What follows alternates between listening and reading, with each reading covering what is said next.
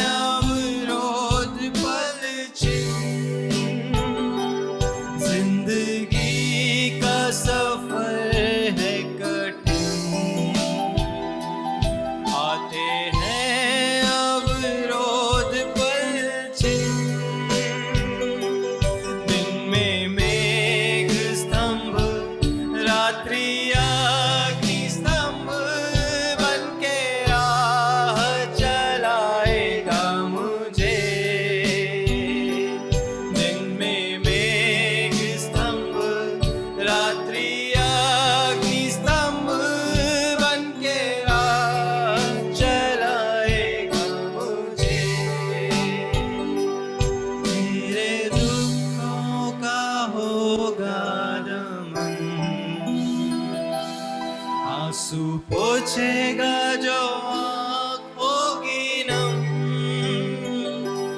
मेरे दुखों का होगा दमन। आंसू पोछेगा जो आँख होगी नम, राजा बन के जब बादलों पर आएगा, मैं भी उड़ उसके संग जाऊंगा। राजा बन के जब बादलों पर आएगा, मैं भी उड़ उसके संग जाऊंगा। राजा बन के जब बादलों पर आएगा, मैं भी उसके संग जाऊंगा। 10,000 में अति श्रेष्ठ है वो, स्तुति वंदना के योग्य वो। 10,000 में अति श्रेष्ठ है वो, स्तुति वंदना के योग्य वो। 10,000 अति श्रेष्ठ है वो, स्तुति वंदना। परमेश्वर का घर आप हैं। उसने कहा मैंने तुमको अपना मंदिर कहा, मैंने तुमको अपना घर कहा, मैंने तुमको अपना वास स्थान कहा। क्या तुम नहीं जानते? ये कौन सा वो है सेंटेंस है? क्या तुम नहीं जानते? मतलब हम जब कोई चीज़ भूल जाते हैं तो हमें वो चीज़ याद दिलाई जाती है। क्या तुम नहीं जानते कि तुम परमेश्वर का मंदिर हो? परमेश्वर की आत्मा तुम में वास करती है, परमेश्वर तुम में चलता और फिरता है। जब परमेश्वर मेरे अंदर चलेगा फिरेगा तो मौत घुटने टेकेगी, वो अंधकार की शक्ति घुटने टेकेगी, दुष्ट आत्माएं घुटने टेकती हैं। धन दौलत काम नहीं आता है, धन दौलत कभी काम नहीं आते, रिश्ते नाते कभी काम नहीं आते। क्या परमेश्वर बहुत क्रूर है जो आपको रिश्ते नातों से तोड़ता है? नहीं, परमेश्वर का ये कहना है मुझसे अलग होकर तुम कुछ नहीं कर सकते। हम किसी चर्च के सदस्य बनने के लिए नहीं है, हम यीशु मसीह के चेले। उसने कहा तुम जाओ और जाकर मेरे नाम से लोगों को चेला बनाओ। हम यीशु के चेले हैं, हम यीशु मसीह के चेले हैं। हालेलुया। आज जिस युग में आप जी रहे हो, जिस अंतिम युग में आप जी रहे हो, आपको मालूम है सन 39 से कहीं आपका जन्म नहीं हुआ था, परंतु आज जिस स्थान में तुम हो, तुम अंतिम समय में जुड़े हो, जहां पर हर प्रकार के झूठे नबी, झूठे भविष्यवक्ता और झूठी झूठी बातें कहने वाले लोग, आज जहां चंगाइयों की सभा है वहां बहुत भीड़ है, परंतु जहां वचन सीखने के लिए है वहां पर लोग नहीं है। जिस दिन आपके अंदर परमेश्वर के वचन की भूख खत्म हो जाए सीखने की, उस दिन आप समझ जाइए कि आपकी गिरावट बहुत ज़्यादा हो गई। संसार की वस्तुओं में अगर आप मन लगाने लग गए तो आप कब गिर चुके। वो बाइबल कहती प्रकाशित वाक्य कि उन 7 कलीसियाओं को आप कभी मत भूलना। वहाँ प्रशंसा भी है, वहाँ पे उल्हाना भी है। हमारा परमेश्वर एक बहुत अच्छा परमेश्वर है जो आपकी प्रशंसा भी बहुत करता है, परंतु आपकी उल्हाना भी करता है। पर दोनों चीज़ों में परमेश्वर का प्रेम दिखाई देता है। आप मार्ग सुधारना है, जीवन को सुधारना है, आपको अपनी आत्मा को तैयार करना है। कुछ होने पर है, नया कुछ होने पर है। आपके जीवन में परमेश्वर कुछ करने जा रहा है। आपको हर एक गलत बातों से वो आपको बचाने जा रहा है। हालेलुया। हम बैठ सकते हैं। आज का सरमन कुछ ज़्यादा नहीं है। परमेश्वर जो आपसे कहना चाहता, अपने विचारों को शुद्ध कीजिए। शिक्षा हमारे सुधार के लिए है। बोलिए, शिक्षा हमारे सुधार के लिए है। ताड़ना हमारे सुधार के लिए है। लिखा है जो परीक्षा में स्थिर रहता, फिर से हम उसी याकूब की पुस्तक में आएंगे, जो परीक्षाओं में स्थिर रहता है। और थोड़ा सा आप मनन कीजिए याकूब की पुस्तक उसका 1:12। हाँ, परीक्षाओं से आप ना घबराएं।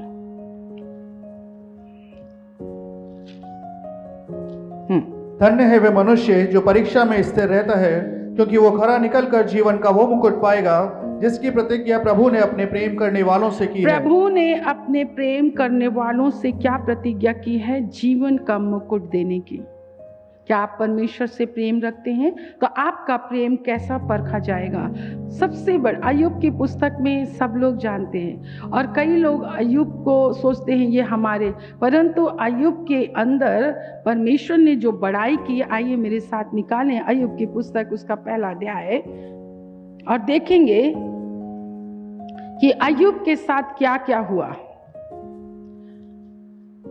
परीक्षाएं आपके परख के लिए हैं, परीक्षाएं मेरे परख के लिए हैं। सोना चढ़ा हुआ, सोना क्या पानी चढ़ा हुआ जो ज्वेलरी होती है, क्या बोलते, गहने जो होते हैं, वो आग में जाने से क्या होते हैं? डरते हैं, क्योंकि उनकी असलियत जो है वो खुल जाएगी।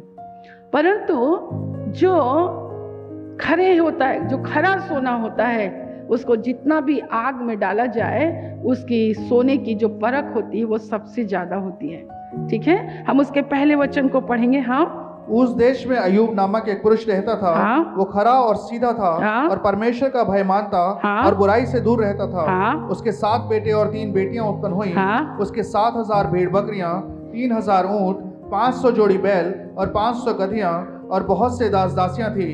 वरन उसके पास इतनी संपत्ति थी कि पूर्वी देशों के लोगों में वे सबसे बड़ा था। हाँ, उसके बेटे बारी बारी से एक दूसरे के घर में खाने पीने को जाया करते थे और अपनी तीनों बहनों को अपने संग खाने पीने के लिए बुलवा भेजते थे।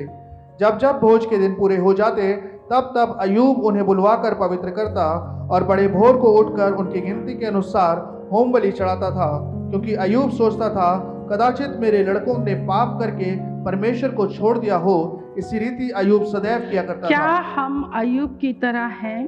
प्रभु ने आपको बहुत आशीषें दी हैं, आज आपको कोई कमी और घटी नहीं है। अय्यूब की प्रशंसा परमेश्वर कर रहे हैं।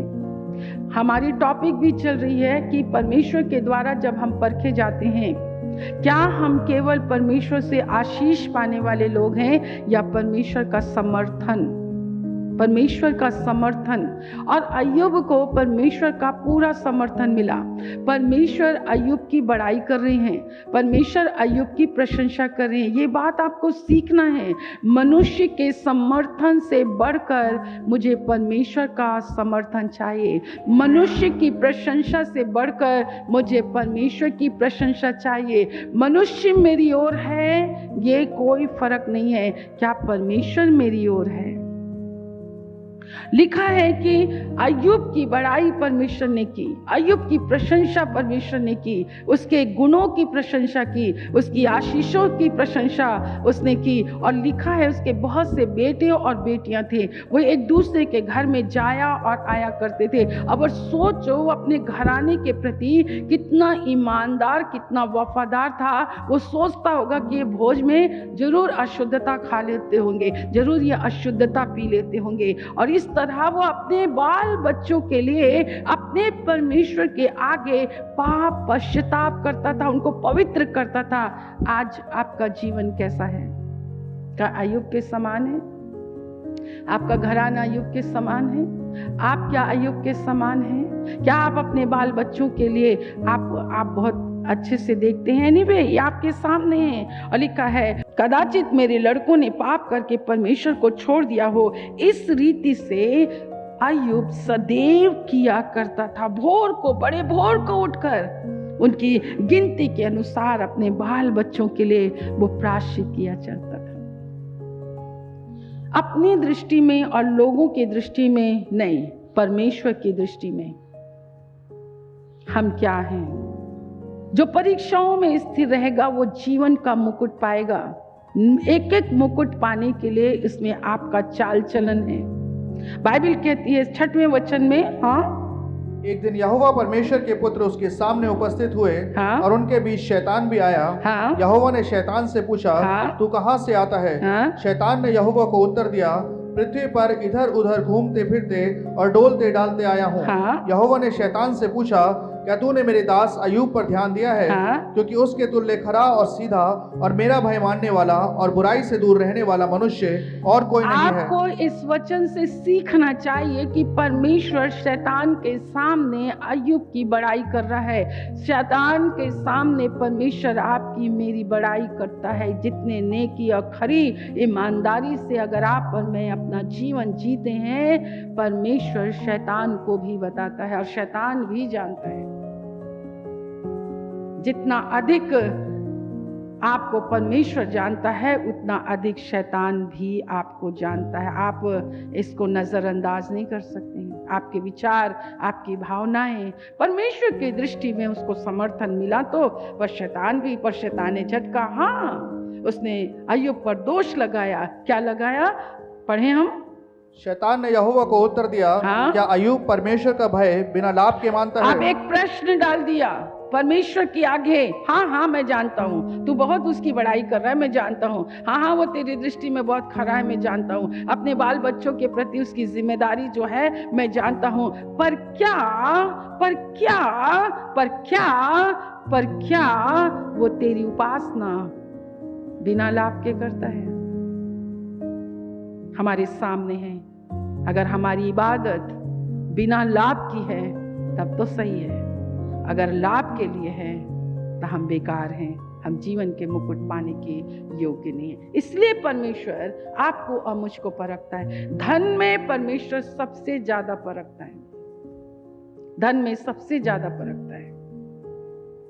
हम काट के पहले से हेल्थ इंश्योरेंस ले लेते हैं। हमने पहले से ही कर लिया तो आएगा ही आएगा।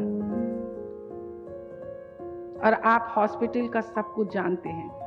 क्या हम बिना लाभ के परीक्षाएं, धन के मामले में पत्रस परखा गया, डांट के मामले में पत्रस परखा गया।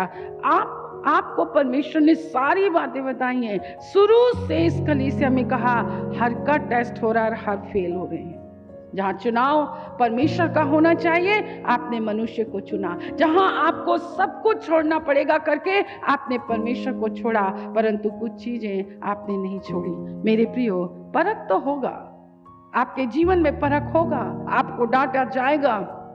यहूदा को डांटा गया, यहूदा धन के लिए परखा गया, पर आपके सामने है वो तो धन से इतना प्रेम करता था। एक बार एक प्रचारक, एक परमेश्वर के परिवार में, कई लोग परमेश्वर के लोगों को बहुत प्यार करते हैं, उनका बहुत आदर करते हैं, बहुत सत्कार करते हैं। हम ऐसे लोगों के लिए परमेश्वर का बहुत धन्यवाद करते हैं। और जब उनकी सेवा हुई तो उन्होंने लास्ट में प्रार्थना करी इस मॉर्निंग में, प्रभु आज मेरे जाने का समय है, मैं इस परिवार के लिए क्या कहूँ, आप मुझे शब्द दीजिए। और परमेश्वर ने उससे कहा, पवित्र आत्मा की आवाज ने कहा, तू कहना तुझ में एक बात की कमी है।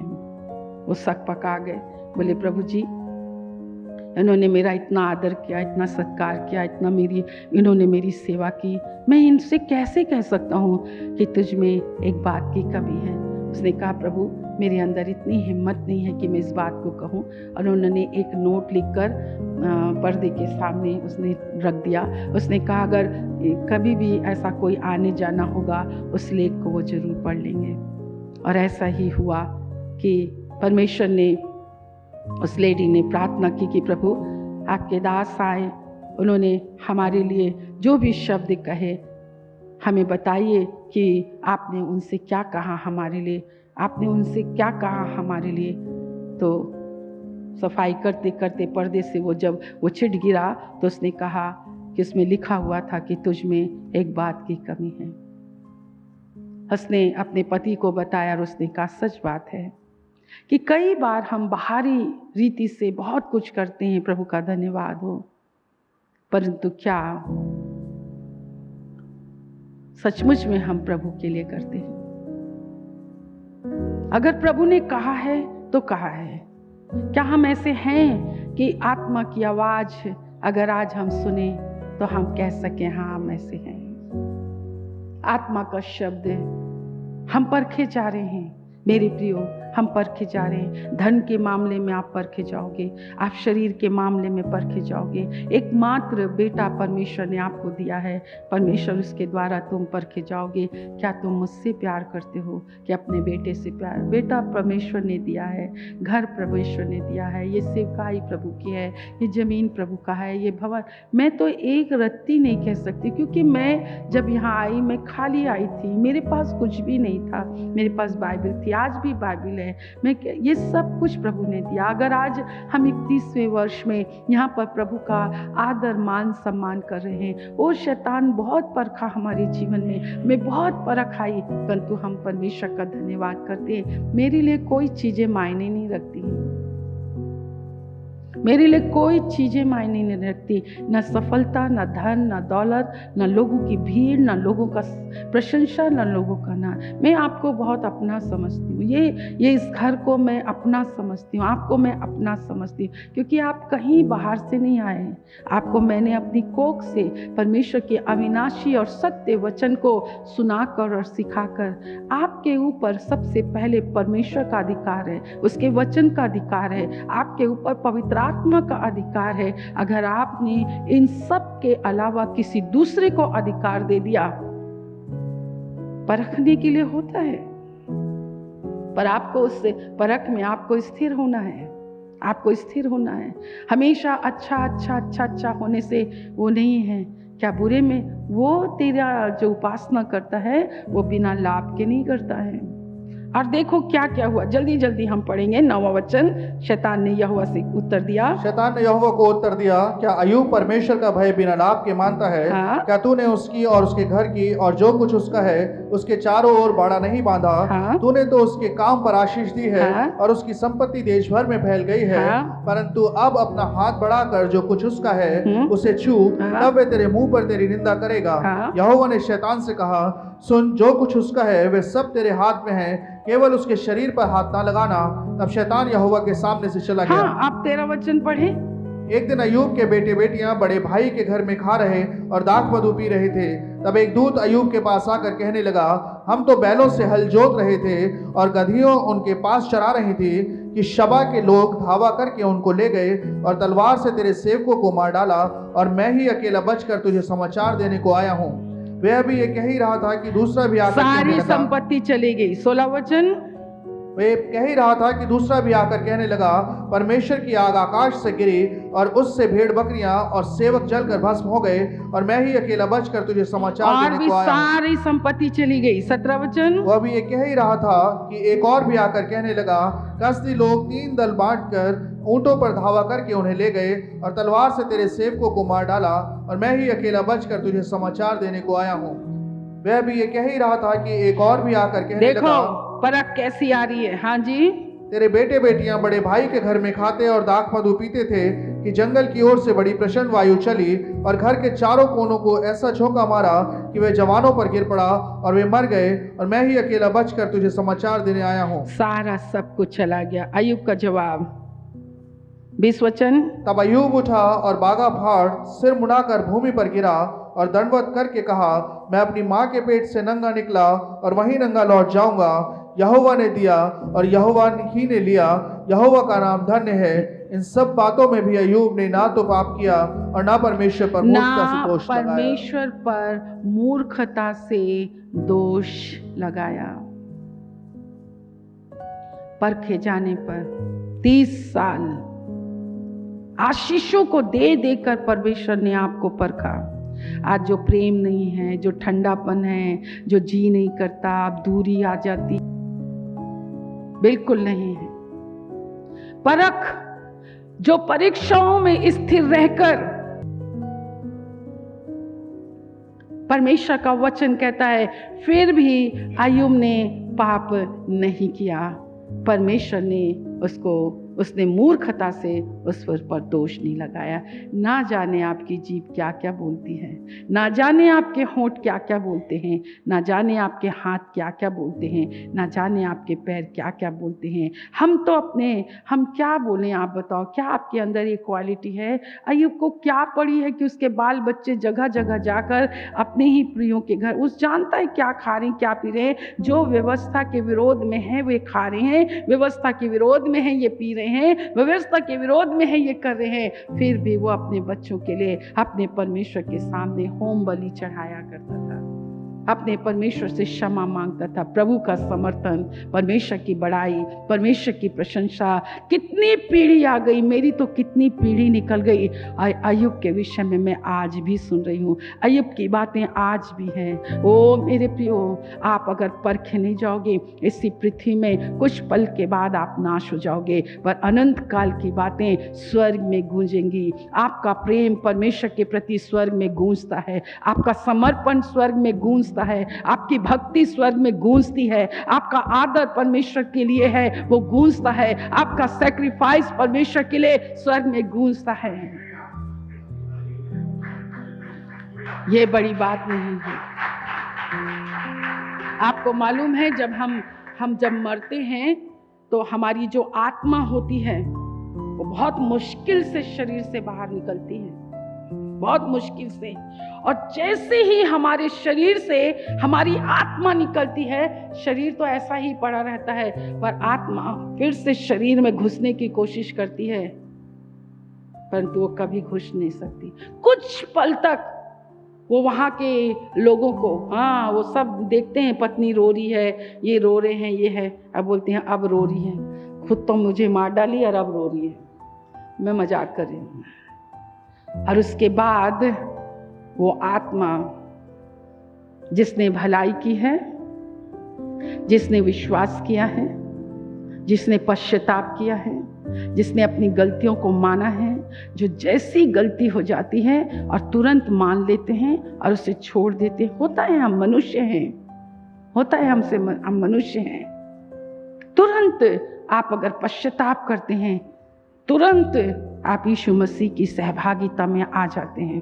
बाइबल इस बात को कहती है, अगर उस पल हम नष्ट हो गए तो हम अधोलोक में कभी नहीं उतरते हैं, हम परमेश्वर के गोद में जा। ये स्वाभाविक है, ये सत्य है, ये कहानी नहीं है, कुछ होने पर है। प्रभु आपको बचाना चाहता है, परमेश्वर आपको नाश होने देना नहीं चाहता है।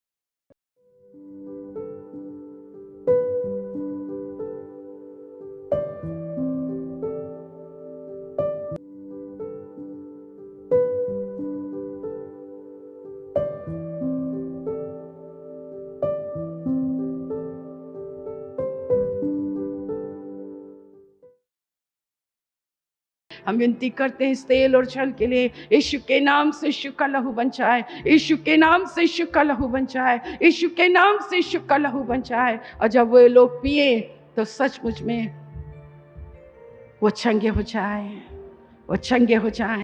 हमारे परमेश्वर पिता का प्रेम, प्रभु यीशु मसीह का अनुग्रह और पवित्र आत्मा की सहभागिता जब तक यीशु बात न पनाए हम सबों के ऊपर होती रहे। और एक साथ कहें आमीन, आमीन।